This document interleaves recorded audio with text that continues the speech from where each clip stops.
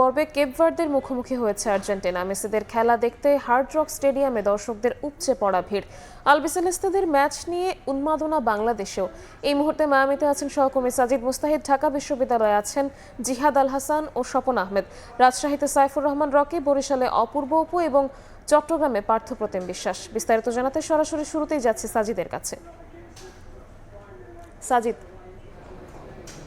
কিছুক্ষণ আগে আমরা ঠিক পেছনে দেখতে পাচ্ছেন মায়ামি স্টেডিয়াম, এবং মায়ামি স্টেডিয়ামে কিন্তু আর্জেন্টিনা কেপ ভার্দে ম্যাচ এর মধ্যে মাঠে গড়িয়েছে। প্রায় বেশ দূরে স্টেডিয়ামটি, কিন্তু আর্জেন্টিনা সমর্থকদের গর্জন কিন্তু আমি ঠিক এখান থেকে শুনতে পাচ্ছি।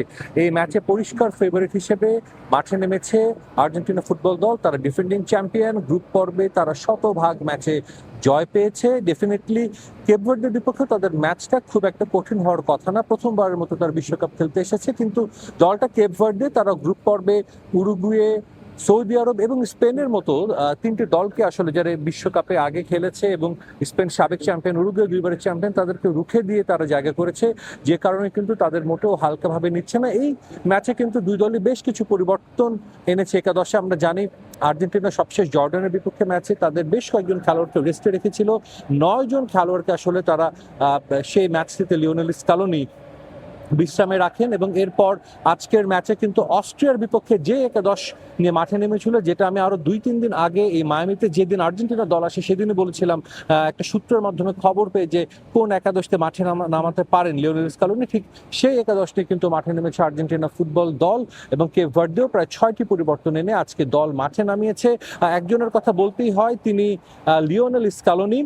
লিওনেল স্কালোনি কিন্তু তার আর্জেন্টিনার কোচ হিসেবে 100তম ম্যাচে দায়িত্ব পালন করছেন।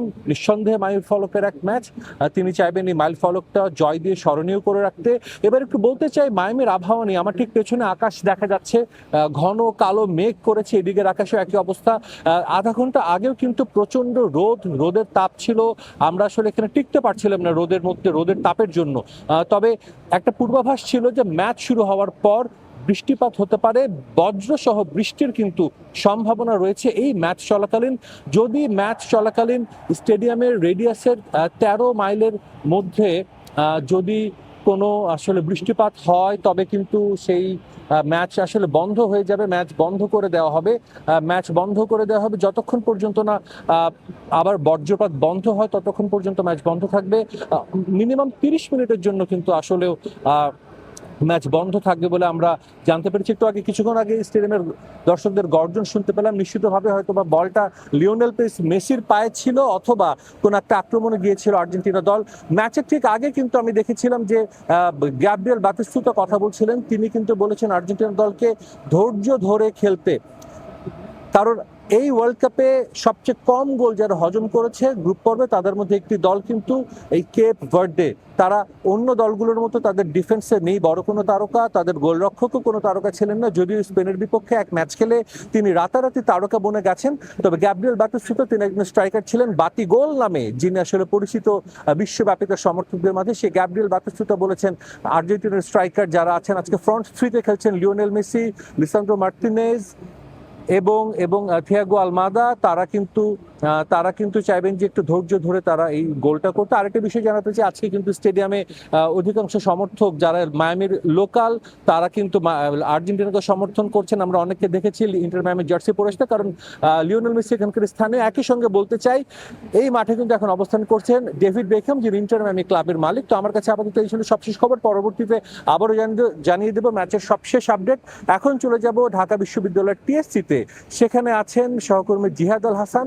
তার কাছ থেকে আমরা জানবো এই মুহূর্তে সেখানকার সবশেষ অবস্থা।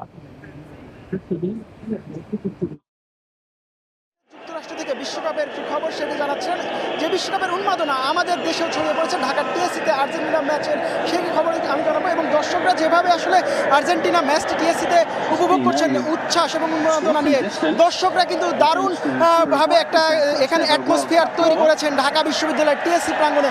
আর্জেন্টিনা কেপ ভার্দে ম্যাচে কিন্তু আমরা জানি যে কেপ ভার্দে কিন্তু তুলনামূলকভাবে তারা কিন্তু ডিফেন্সিভ খেলে থাকেন। সো এই ম্যাচে ডিফেন্স যেভাবে করছেন, তারপরে আর্জেন্টিনাও কিন্তু সেই সুযোগ তৈরি করছেন ডিফেন্স থেকে। ডিফেন্সে যখন সুযোগ তৈরি করছেন, এই টিএসসির প্রাঙ্গণের যে দর্শকরা রয়েছেন তারা কিন্তু গর্জন দিয়ে উঠছেন করছেন বা উল্লাস করছেন এবং মেসি ডিপলরা যেভাবে আক্রমণ করছেন সেই আক্রমণের প্রেক্ষিতে কিন্তু দর্শকরা উল্লাস করছেন বা উদ্দীপনা যোগাচ্ছেন। যারা এই খেলা হচ্ছে যুক্তরাষ্ট্র, তারপরও কিন্তু হাজার হাজার কিলোমিটার দূরের সমর্থক, বাংলাদেশি সমর্থকরা তারাও কিন্তু যেভাবে সেলিব্রেশন করছেন বা উদযাপন করছেন ম্যাচের আবহ বা ম্যাচের আক্রমণ, সেখানে প্রতি আক্রমণ দেখেছি যে মেসি এবং ডিপলরা তারা কিন্তু সুযোগ তৈরি করছেন ক্রমে, সেই সুযোগে কিন্তু কেপ ভার্দেরা রুখে দিচ্ছেন। এমনটি আসলে হওয়ার কথা, যে পরিকল্পনা ছিল যে কেপ ভার্দে কিন্তু আমরা যেমনটা দেখেছি গ্রুপ পর্বের বা 3 ম্যাচটি কেপ ভার্দে কিন্তু বড় বড় যারা সাবেক বিশ্ব চ্যাম্পিয়ন স্পেন,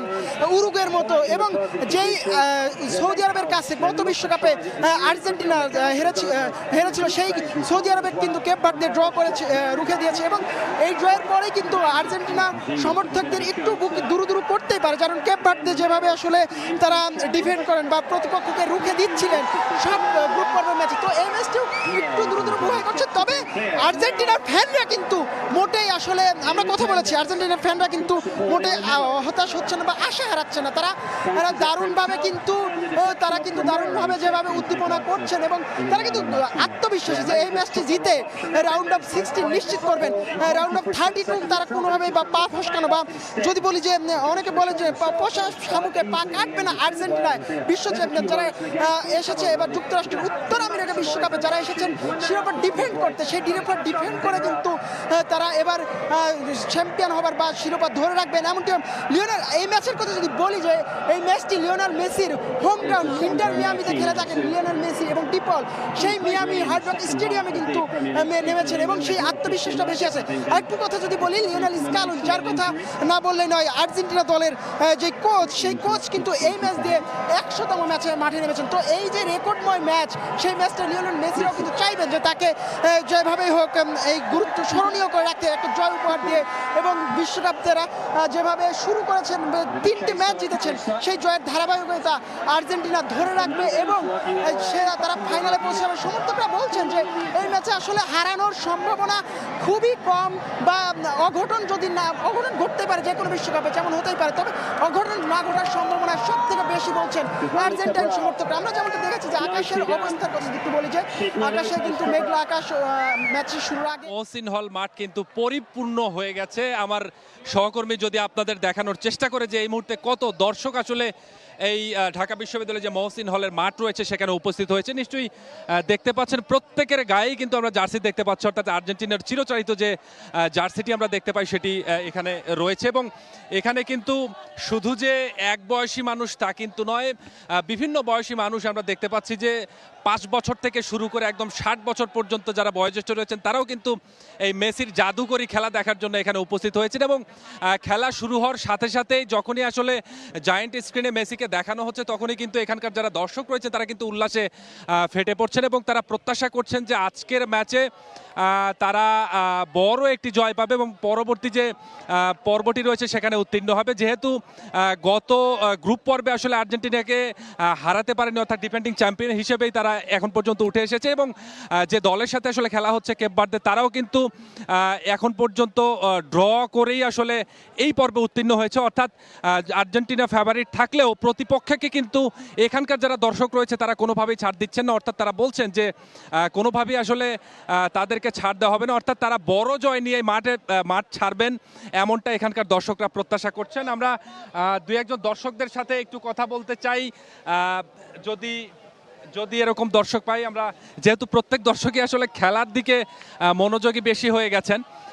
আরেকটি কথা বলতে হয়, একদম ঠিক 4টায় যখন খেলাটি শুরু হয়, যখন আসলে প্রথম দিক থেকেই এবং প্রতিপক্ষের ডিবক্সের মধ্যেই যখন বল নিয়ে যাওয়া হচ্ছে, প্রত্যেকবারই কিন্তু দর্শকরা উল্লাস করছেন এবং প্রত্যাশা করছেন যে এবারই হয়তো বা গোল হয়ে যাবে, কিন্তু সেটি এখনো পরিপূর্ণতায় রূপ আসেনি। তবে আশা করছেন যে খুব দ্রুতই গোল হবে এবং খুব দ্রুতই যে মেসির যে জাদুকরী কারিশমা সেটি দেখিয়ে হয়তো কেপ ভার্দেকে তারা জয় করবেন, এমনটা প্রত্যাশা করছেন এই হাজী মহসিন হলের যে মাঠ সেখানকার দর্শকরা। এখন আমরা চলে যাব রাজশাহীতে, সেখানে রয়েছেন আমাদের সহকর্মী রকি, তার কাছ থেকে রাজশাহীর ফুটবল প্রেমীদের গল্প আমরা শুনবো। কেন্দ্রীয় শহীদ মিনারে চলছে সাধারণ মানুষের ঢল, বিশেষ করে আর্জেন্টাইন সমর্থকদের ঢল কিন্তু প্রচুর পরিমাণ দেখতে পেয়েছি আমরা। রাজশাহীর বিশ্ববিদ্যালয়ের বিভিন্ন যে বড় পর্দা রয়েছে বিভিন্ন জায়গায় স্থাপন করা হয়েছে, পাশাপাশি সবচেয়ে বেশি যে ভিড় সেটি কিন্তু শহরের মধ্যে, সেটি হচ্ছে রাজশাহীর যে কেন্দ্রীয় শহীদ মিনার, সেই কেন্দ্রীয় শহীদ মিনার চত্বরে যে বড় পর্দা লাগানো হয়েছে সেই বড় পর্দায় কিন্তু খেলার দেখার জন্য ভিড় করছেন সব আর্জেন্টাইন সমর্থকরা। আপনারা দেখছেন যে এখানে আসলে নারী পুরুষ উভয়ে কিন্তু খেলা দেখায় ব্যস্ত আছেন এবং সবাই কিন্তু তাকিয়ে আছেন যে আজকে আসলে আর্জেন্টিনা এবং কেপ ভার্দের যে ম্যাচ রয়েছে এই ম্যাচের মধ্যে আসলে কি হয়। বিশেষ করে এখানে আর্জেন্টাইন সমর্থকরাই বেশি এবং যখনই কেপ ভার্দের ডিবক্সের মধ্যে আর্জেন্টাইন ফুটবলাররা বল নিয়ে ঢুকছে তখনই কিন্তু তারা হই হুল্লোড় করছে, উল্লাস করছে এবং তারা চাচ্ছে যে দ্রুত যেন একটি গোল আসে এবং সেটি যেন মেসির পায়ে থেকে আসে, এমনটি আসলে সবাই প্রত্যাশা করছেন আর্জেন্টাইন সমর্থকরা। সকলেই আসলে কিন্তু তাকিয়ে আছে স্ক্রিনের দিকে কি হচ্ছে। যে কোনো সময় ম্যাচের যে ফলাফল সেটি যে কোনো মুহূর্তে পাল্টে যেতে পারে, যে কোনো মুহূর্তে যে কোনো দলই আসলে দুটো দলের যে কোনো কেউই গোল করতে পারে। সেই কারণে কিছুটা আসলে উদ্বেগ উৎকণ্ঠাও রয়েছে আর্জেন্টাইন সমর্থকদের ভেতরে। তবে তারা আশা করছেন যে এই ম্যাচটিতে আসলে তারা যেভাবে হোক শেষ পর্যন্ত জয় লাভ করবেন এবং তারা যেহেতু ডিফেন্ডিং চ্যাম্পিয়ন, তারা এই জয়ের ধারাবাহিকতা অব্যাহত রেখে আগামীতেও আসলে তারা কিন্তু এই জয়ের ধারা অব্যাহত রাখবেন বলে তারা কিন্তু মনে করছেন। আর্জেন্টিনান ফ্যানদের সাথে এবং সমর্থকদের সাথে কথা বলেছি, তারা কিন্তু খুবই উচ্ছ্বসিত এবং তারা আশা করছেন এই ম্যাচটিতে যেভাবে হোক আসলে আর্জেন্টিনা জয়ের দ্বার প্রান্তে চলে যাবে। তো এই ছিল আমার কাছে রাজশাহী থেকে সর্বশেষ। এখন আমরা চলে যাচ্ছি বরিশালের সহকর্মী অপুর কাছে। দূরের সেই বিশ্বকাপ উন্মাদনা ছড়িয়ে পড়েছে বাংলাদেশের প্রত্যন্ত গ্রামে গঞ্জে, দেশ জুড়েই বিশ্বকাপ উন্মাদনায় ভাসছে। আছি এই মুহূর্তে আমি বরিশাল শহরের বেলস পার্ক ময়দানে। এখানে বরিশাল সিটি কর্পোরেশনের উদ্যোগে বড় পর্দায় বিশ্বকাপ খেলার আনুষ্ঠানিকতা দেখানো হচ্ছে, প্রদর্শন করা হচ্ছে। এখানে আজকের এই আর্জেন্টিনার খেলার উপলক্ষে দেখুন যে এই ভোর রাতে ঠিক আমরা দেখেছি যে খেলা 4টায় শুরু হয়ে গিয়েছে, কিন্তু তার অনেক আগে থেকে অর্থাৎ রাত 3টা সাড়ে 3টার পরপরই রাস্তায় মোড়ে আমরা দেখেছি যে মানুষের ভিড় লেগে রয়েছে এবং বিভিন্ন বয়সের মানুষ, বিভিন্ন শ্রেণী পেশার মানুষ তারা এখানে দেখছি যে মানুষ এই খেলা উপভোগ করছে। বেলস পার্কের এই মাঠে বড় পর্দায় সিটি কর্পোরেশনের উদ্যোগে যে খেলার আয়োজন করেছে, এখানে শিশু থেকে বৃদ্ধা নানান বয়সের মানুষ এই খেলা উপভোগ করছে।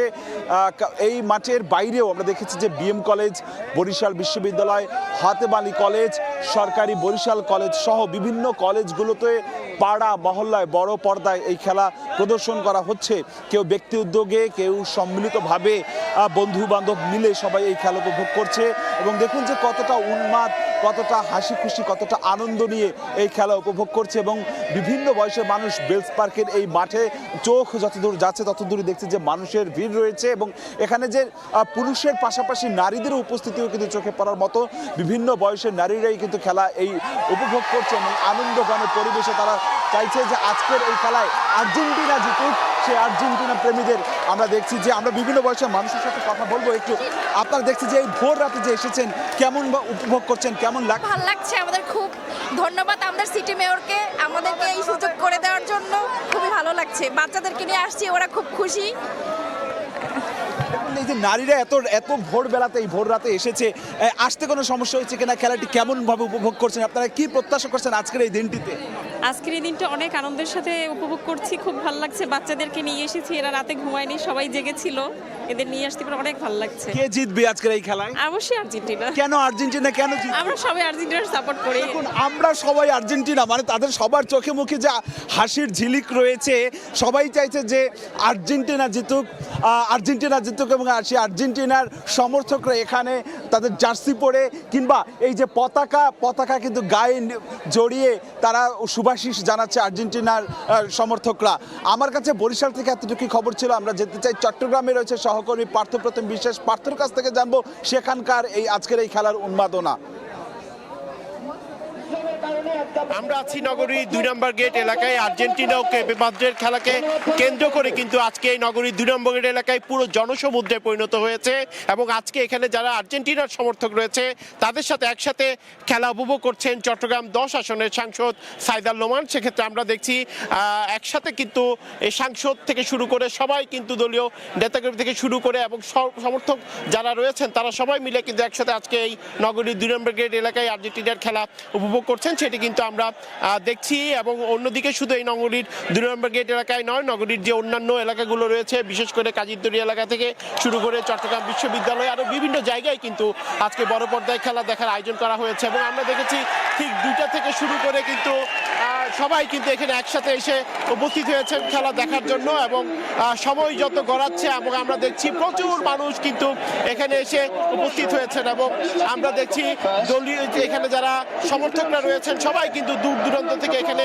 ছুটে এসেছেন খেলা দেখার জন্য। অনেকে এসেছেন পরিবারের ছোট সদস্যকে নিয়ে এখানে এসে উপস্থিত হয়েছেন, অনেকে আমরা দেখেছি বন্ধু বান্ধব সহ এখানে এসে উপস্থিত হয়েছেন এবং আপনারা দেখতে পাচ্ছেন চট্টগ্রামের সাংসদ সাইদাল নোমান, চট্টগ্রাম 10 আসনের সাংসদ, তিনিও কিন্তু একসাথে কিন্তু দলীয় এখানে যারা সমর্থকরা রয়েছেন সবার সাথে বসে কিন্তু খেলা উপভোগ করছেন। তো বলা যায় প্রচুর মানুষের উপস্থিতি রয়েছে নগরীর 2 নম্বর গেট এলাকায় এবং আর্জেন্টিনার খেলাকে কেন্দ্র করে কিন্তু আজকে আসলে এই বড় পর্দায় খেলা দেখার আয়োজন করা হয়েছে এবং সেক্ষেত্রে আমরা দেখছি সময় যত গড়াচ্ছে আর্জেন্টিনার সমর্থক যারা রয়েছে তাদের উপস্থিতিও কিন্তু। আর্জেন্টিনা ও কেপ ভার্দের ম্যাচ নিয়ে দর্শকদের প্রতিক্রিয়ায় সর্বশেষ খবর জানাতে আমাদের সাথে যুক্তরাষ্ট্র এবং রাজধানী সহ বাংলাদেশের বিভিন্ন প্রান্ত থেকে সহকর্মীরা যুক্ত হয়েছিলেন।